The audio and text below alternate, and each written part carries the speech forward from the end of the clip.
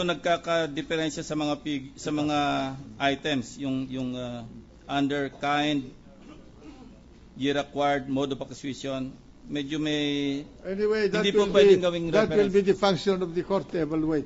Yes. Tama po, Mr. Alright. Presiding Officer. Salamat po. You will agree with me, Mr. Senator Judge, that under this 2009 SAL, the computation giving a total amount of 14,059,080 is the computation of the figures stated in here falling under current fair market value, and that there is no entry whatsoever under acquisition cost.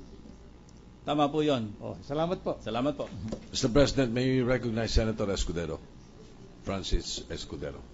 Gentleman, first of all. Thank you, Mr. President, and thank you also to Senator Recto for accommodating this representation. Mr. President, just a few questions and a manifestation after that. Mr. Witness, gaano katagal na po kayong assessor o nagtatrabaho sa opisina ng assessor's office? I became officer in charge of the city assessor November of 2010, Your Honor. Bago po nun, dyan din po kayo sa opisina yan? I am with the assessor's office 2001, Your Honor. Matanong ko lang ho kayo kasi para na rin sa guidance namin at ng mga tao at nanonood sa atin, yung nakalagay doon na sworn declaration of owner as to the current fair market value, ito po ba'y pinupunuan talaga ng mga nagpa-file sa inyo? Marami po ba kayo nakikita ganito o konti? Konti Palagi lang po bang blanco yan? Karaniwan ho, blanco po yan.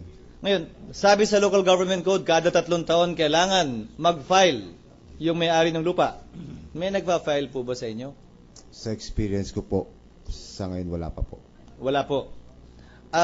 May parusa po ba kapag hindi nag-file sangayon sa sections 203 at 202? Pag hindi po, kasi baka may parusa po pala yung hindi ko ginagawa, baka hindi ko rin ginagawa yan eh.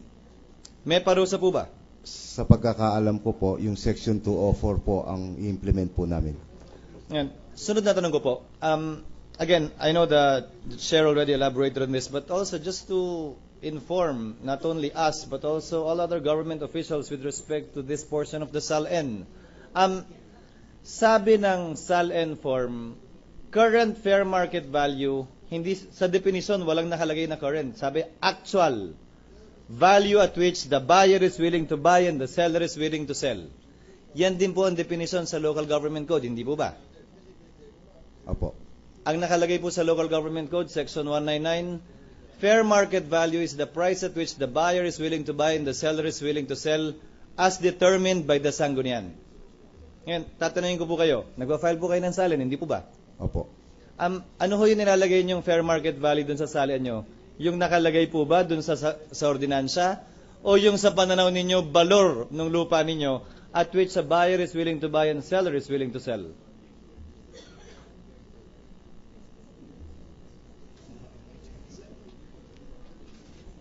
May manifest. Nagpa-file po kayo ng SALN, hindi po ba? Kinokopya nyo lang po ba rin yung nakalagay na fair market value dun sa ordinansa? Kung may lupa ho kayong pag-aari.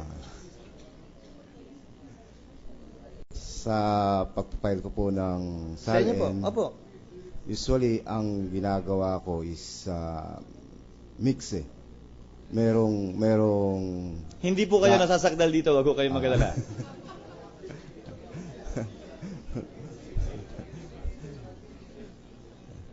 Witness, answer. merong base doon sa tax declaration at merong base sa pagkakaalam ko kung magkano yung property ko. As a last point on this issue, Mr. President, I have a problem with being strict with, for the record, with being strict with fair market value. Because quite frankly, right now, or as of December 31, I do not know the current fair market value of the townhouse in which I am living in. Sino bang tatanungin ko? Yung kapitbahay ko na nagbenta pinakamalapit sa petsa ng December 31 kung magkano? Paano pag kailangan ko ng pera at gusto kong benta ng palugi? So ilalagay ko, willing ako ibenta yung condominium ko, yung townhouse ko worth 5 million sa halagang 2 million lang dahil nagmamadali ako eh. Yun ang ilalagay ko ngayon dito.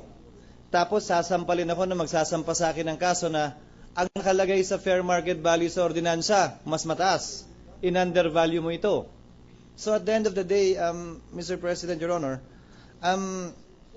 unless the law clarifies it, for me, it's logical to have a basis. At least hindi ka mako-question. Dahil ang nakalagay sa ordinansa, ito yung fair market value. That would be the safest, I would assume. Kesa ma-question ka, kung saan mo hinugot, yung fair market value, yung buyer is willing to buy at seller is willing to sell. Taking off from that, Mr. President, Your Honor, I will shift to my point, really. I asked this before we came to this point, and I would like to ask the question again of Defense and Prosecution Counsel. Nandito na po tayo dun sa yugtong nag-cruise na yung dalawang kalye. Sabi at ang teorya ng prosecution, yung lupa daw na nasa pangalan ni Tsarina ay sa kanya, kay Chief Justice Corona, bagaman ang tax deck ay nakapangalan kay Tsarina at yung titulo ay nakapangalan kay Tsarina. Sabi naman ng prosecution din, yung lupa, syempre consistent sa posisyon na lang yun, inconsistent sa posisyon na lang yun, yung lupa na nasa pangalan ni Chief Justice Corona pa rin, ay hindi na kanya, ayon sa depensa, dahil may deed of sale na. And yet, ang claim ng depensa po ngayon, dahil wala sa pangalan ni Chief Justice Corona, hindi kanya yon. I asked both parties to submit a memorandum on this, but I don't believe we've received it. Can I get the answer from both counsels now? Let me reiterate. Ang teorya po ninyo, Justice Cuevas, ay bagaman nakapangalan pa yung titulo at tax deck kay Cristina Corona, hindi na kay Chief Justice Corona yan dahil may deed of sale na. Hindi po ba? Hindi na po. Hindi kanya. Hindi na nga po kanya at hindi niya na kailangan ideklara. Right. Yung sa Marikina po, yung kay Ginoong Vicente. Opo. Kay Vicente. Yung kay Vicente po. Yeah.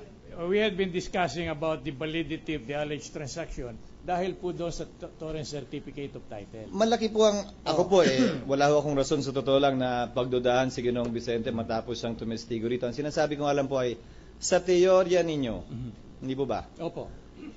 Bagaman nakapangalan ng titulo at tax deck kay Cristina Corona, hindi na yan kanya.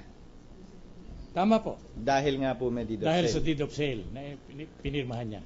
At ang titulo po, kabaliktaran naman tila ang posisyon ng prosecution na kay Tsarina naman. Sabi nyo, kanya yan, nakapangalan sa kanya kay Tsarina, nakapangalan sa kanya, pero ang sinasabi ninyo, hindi kanya yan. Wala ho kasi siyang kakayahang mamili ng property na yon sa McKinley Hill. I-demanda nyo po ng tax evasion si Tsarina, pero ano po yung nawala po siyang kakayanan dahil hindi siya nagbabayad ng buwis, hindi po ba?